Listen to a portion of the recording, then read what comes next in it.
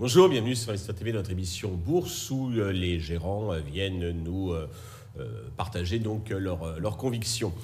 Aujourd'hui, c'est Aurélien Lux, gérant et analyste chez Galilée AM que nous recevons. Aurélien, bonjour. Bonjour Stéphane. Alors, vous étiez venu il y a quelques temps nous parler de thématiques. Aujourd'hui, vous avez parlé donc de valeurs extraits, toujours donc des 25 thématiques que vous analysez, étudiez donc en permanence grâce à un nouvel outil Trend. Vous pouvez nous en dire deux mots ? Exactement. Comme vous le savez, on a lancé la plateforme Galilée Trend il y a quelques semaines maintenant.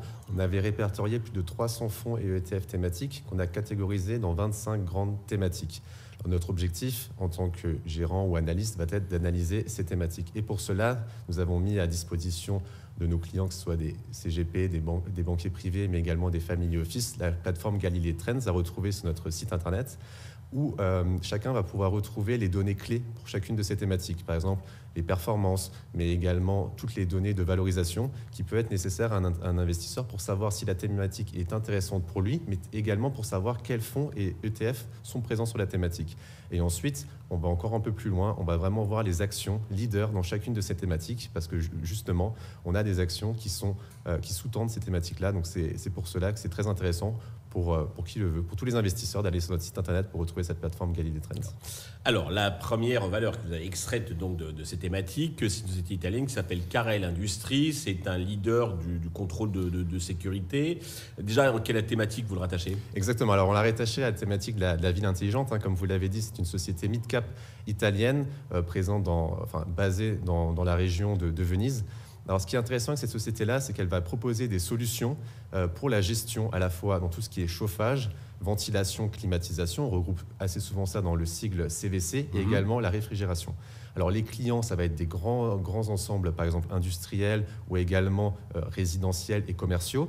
Et ce qui va être intéressant pour ces clients-là, ça va être d'améliorer leur efficience énergétique en choisissant la solution de Carel avec un produit, donc imaginons par exemple une pompe à chaleur, et avec cette possibilité d'améliorer leur efficience énergétique et également de faire des économies sur l'énergie. Donc on est en plein dans la ville intelligente, finalement la ville de demain où la technologie se met au service du développement durable finalement. Alors ils sont basés en Vénétie, mais c'est un leader mondial. Exactement. Qui est la part d'export Alors c'est un leader mondial. Alors au niveau des exportations, on retrouve notamment des pays européens, la France, l'Allemagne et l'Italie également pour 66% environ en Europe.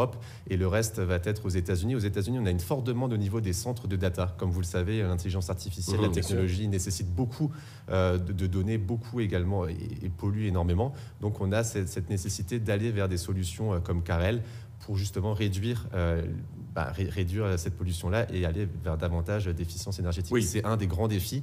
Et quand on regarde les performances de cette année-là, ça a été tiré notamment par cette demande dans les centres de données, notamment aux États-Unis et en Asie. Oui. Parce que, comme vous le savez, le secteur résidentiel en Europe et en Asie, l'immobilier en Chine, ça a été beaucoup plus compliqué cette année-là. Donc, c'est tiré notamment par les centres de données. J'ai introduit comme sécurité, mais c'est plutôt effectivement efficience donc sur les systèmes de chauffage. Alors, c'est un titre qui a rebondi depuis cet été. Il est quand même en repli depuis de moins 24% depuis le début de l'année. Qu'est-ce qui porte sa dynamique ? Exactement. Cette année, ça a été assez compliqué. On a moins 10% sur le chiffre d'affaires cette année, alors qu'on était plutôt sur une moyenne historique de 20% annualisée sur 10 ans. Donc, une très belle performance. Déception économique et financière cette année. Parce que justement, il y avait beaucoup de stocks, très peu de demandes également en Europe et en Asie. Et donc, le titre en a souffert. On était au plus haut historique l'année dernière, autour de 28 euros. Le titre, aujourd'hui, on est logique qu'il y ait une respiration, une correction. Il y a une correction cette année. Qu'est-ce qu'il porte aujourd'hui ? Alors justement, ce qu'il porte, ça va être cette reprise économique-là. On estime, le consensus estime à une croissance de 10%, une amélioration des marges également pour l'année prochaine, dès 2025.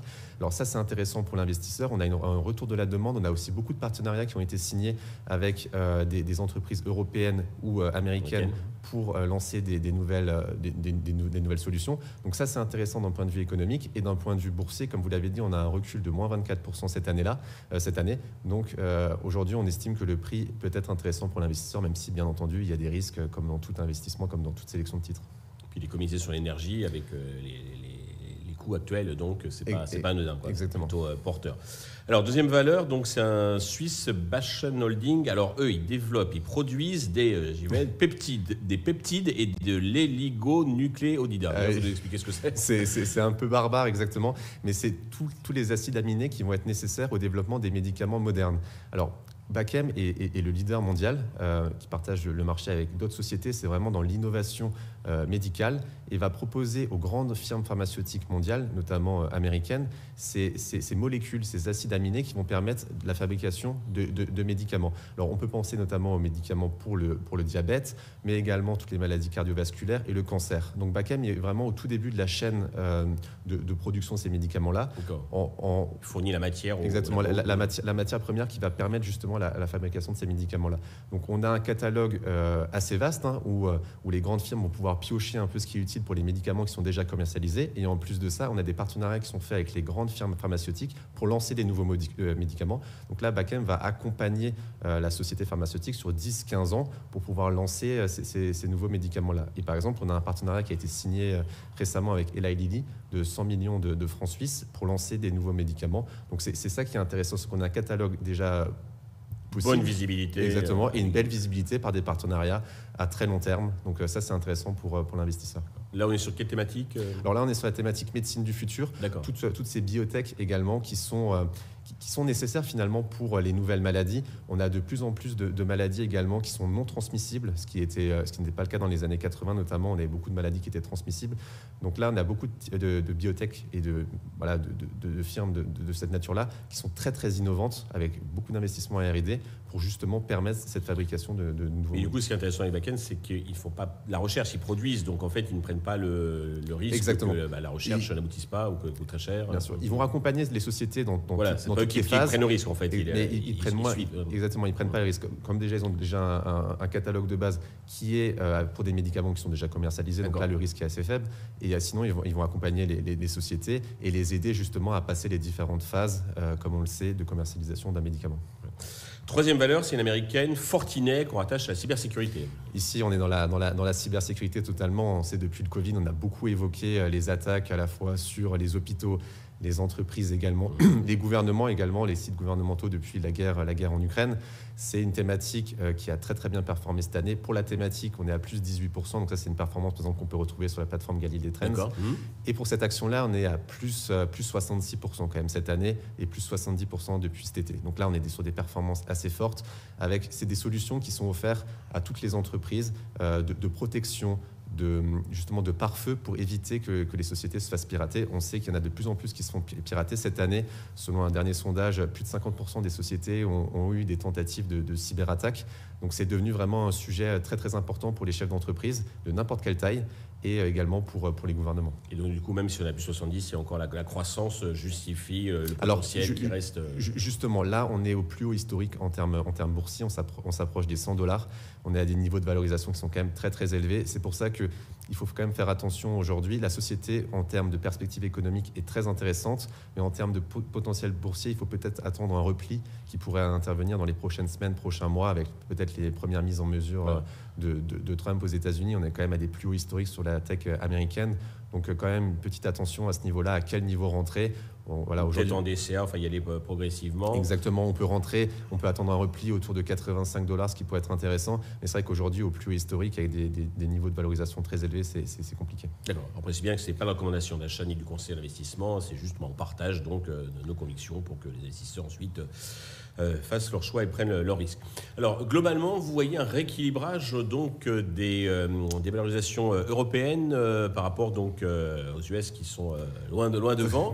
Quels sont les facteurs qui vous conduisent à cette position? Effectivement, j'ai choisi deux valeurs européennes et une américaine aujourd'hui. Alors déjà pour la valeur suisse, ce qui peut être intéressant, c'est de jouer également le franc suisse pour un investisseur européen, d'aller sur des valeurs suisses. Ça permet de diversifier également le portefeuille, ce qui est très, très important pour n'importe quel investisseur. Donc ça, c'est le premier point. Au niveau de l'Europe, on le sait, il y a beaucoup de questionnements aujourd'hui, une crise politique en France, des élections bientôt en Allemagne, une situation économique qui est quand même assez compliquée. On est en récession en Allemagne. C'est vrai que sur le papier, c'est pas très joli. Sur le papier, c'est pas très joli. Alors, ce qui est intéressant, c'est le niveau de valorisation des sociétés européennes. Forcément, on a eu une compression des multiples parce que justement, les États-Unis sont partis en flèche cette année avec des indices à plus de 20%, alors que pour l'Europe, c'est très compliqué. Donc on a un niveau de valorisation qui peut être intéressant. D'un point de vue économique, j'attendrai quand même un peu, on va dire, des premières sorties au niveau politique en France et en Allemagne, voir comment ça se décante, parce qu'aujourd'hui, c'est quand même assez risqué de ce point de vue-là en France. En Italie, c'est différent pour Carrel, mais il y a beaucoup de risques politiques, donc attention à ça. Je pense que cette fin d'année, ce début d'année va continuer comme cette année, finalement, avec des difficultés en Europe, mais à ces niveaux de valorisation. Il y aura terme un rattrapage, mais exactement. il sera peut-être plus long au-delà. Ça va prendre un peu de temps. Ça va prendre un petit peu de temps. Exactement. Aurélien, merci. À Merci bientôt, à j'espère, sur Investisseur TV. Merci à tous de nous avoir suivis. Je vous donne rendez-vous très vite sur Investisseur TV avec un autre gérant.